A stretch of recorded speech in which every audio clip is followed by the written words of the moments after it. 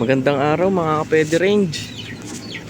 Successful ang ating fermentation ng Madre de Agua. Papakain na natin ngayong araw. Yan. Di pa ako nagpapakain, tinanghali na ako. Nagsimba pa kasi kami ng pamilya ko. Tara, pakain tayo. Tignan natin yung pinerment natin. Itong maliliit, hindi muna. Isang buwan pa lang yan eh. Pigs pa yan.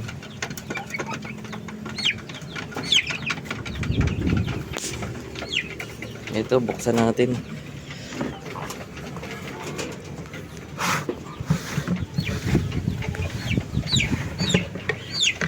Ayan.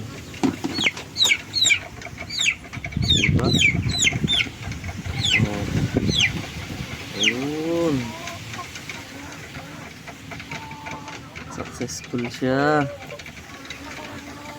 Wala siyang amag na mga itim. Hindi lang makita sa video eh. Pero ang amoy niya, amoy maasim na manamis-namis. Tara, pakain na tayo. Kikiluhin lang natin. Dapat malinis yung kamay natin dahil diba? Oh. Para hindi ma-contaminate, kailangan malinis ang kamay.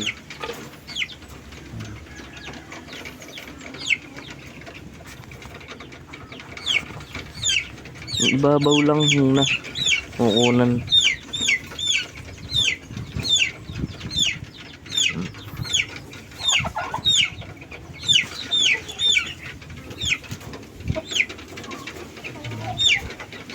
Ayan o, may mga puti-puti. Ibig sabihin, ayan yung probiotics niyan. Ayan yung puti na yan. Diba? Oh. Ayos. Sustansya yan.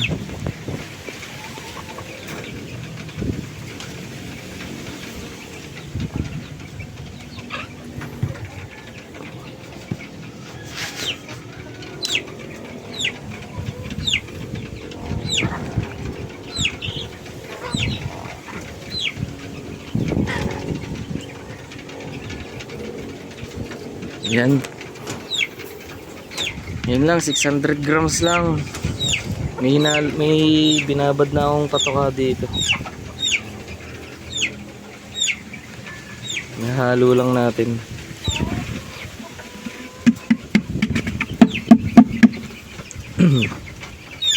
Sana tumagal to ng 2 linggo para bago maubos to eh nakatububo na yung ating mga Madre de Agua. Ayan, malapit na naman silang lumago. Nasa likod. Napakalakas ang hangin dito.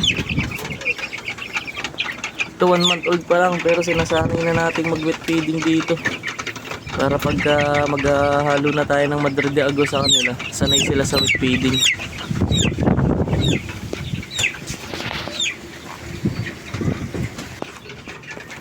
Luyin na natin to.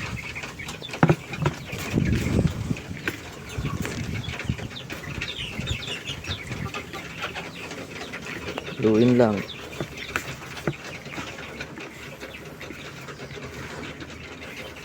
Tignan natin kung gaano nila kagusto to.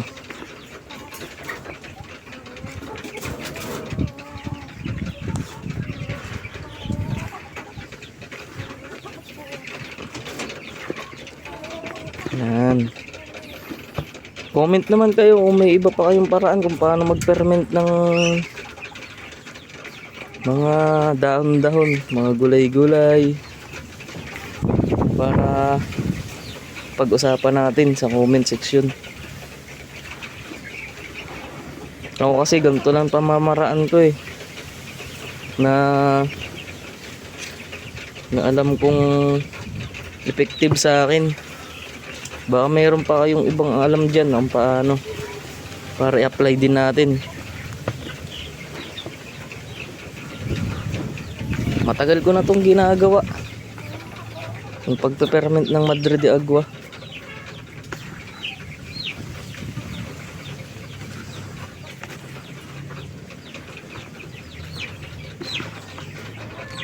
Okay na to. Oh. Ang amoy niya amoy alak na maasim-asim.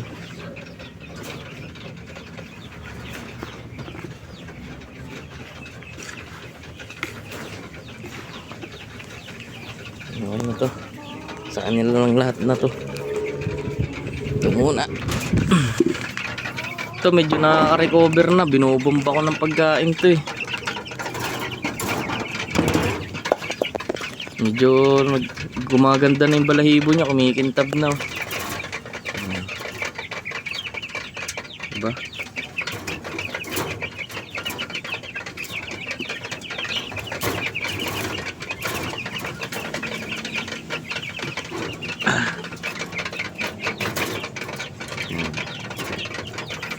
Di ko alam anong sakit nito. Ayan no, lakas nang kumain no. Diba? Gustong gusto niya. Oh.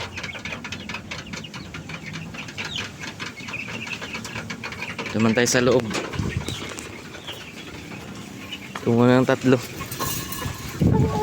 Ito mga takaw to eh.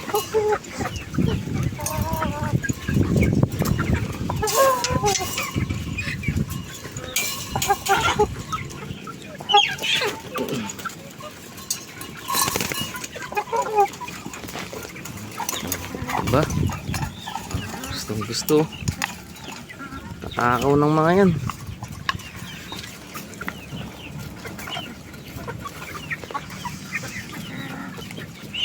Tignan mo naman. Gaganda ng katawan yan.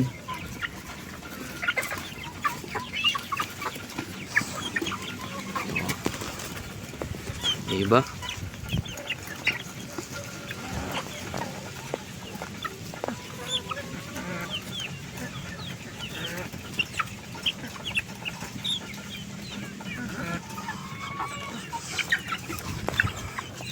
Ito naman sa mga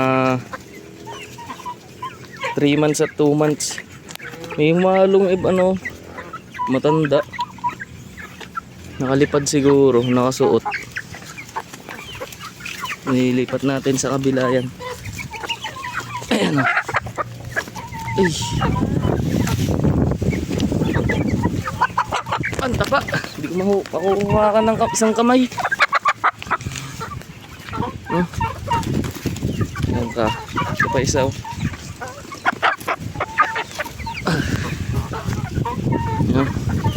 Diba? Ganda niya. Pulang-pula yung mukha. Hindi yun, malusog yan.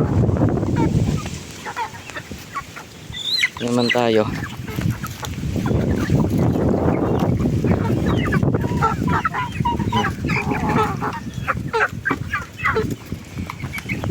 Yan yung gaano kalakas kumain niya ng Madrid agua. Oo. Diba? Gustong gusto.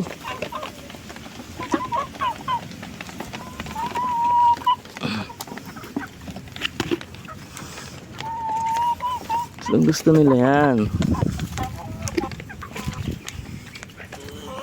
Sana yan kumain yan eh.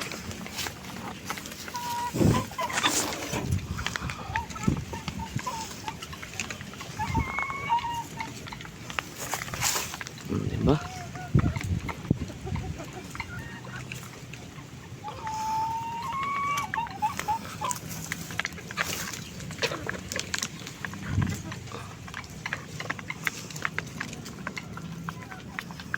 Madre de agua lang yan. Tignan yung mga mukha namumula, diba?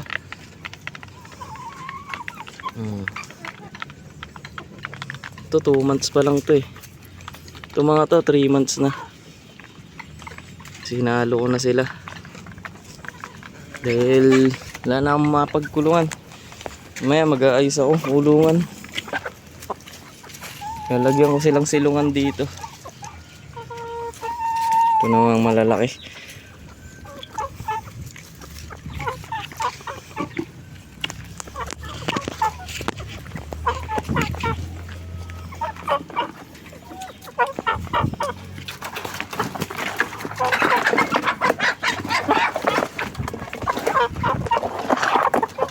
lang.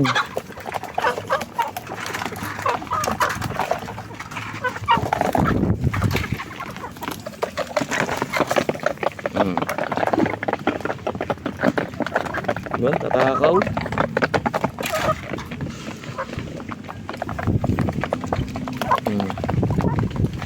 Yun lang.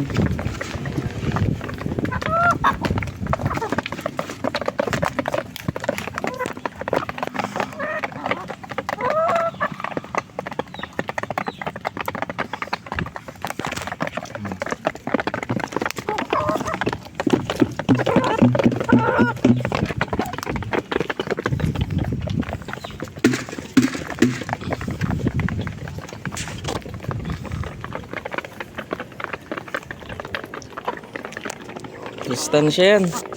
Basta naka-ferment, masustansya yan. Kasi may mga good bacteria yan eh. Huwag lang magkaroon ng itim na amag. Dahil sigurado bulok yun.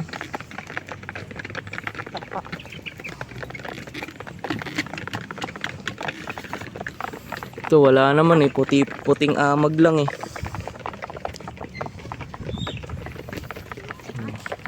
Sa kanila ubos na. Ubos na dito sa maliliit oh.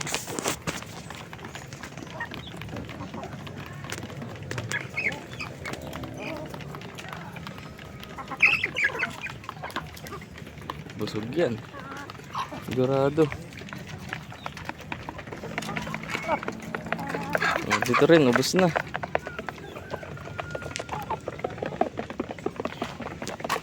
Yun lang, hanggang dito na lang mga ka-pwede range.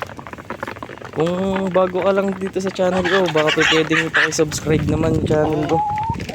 At saka paka-like naman para supportan na rin sa akin. Tsaka updated ko sa mga bidyong i-upload ko. Hanggang dito na mga ka-pwede range. Kita-kits na lang sa susunod na video.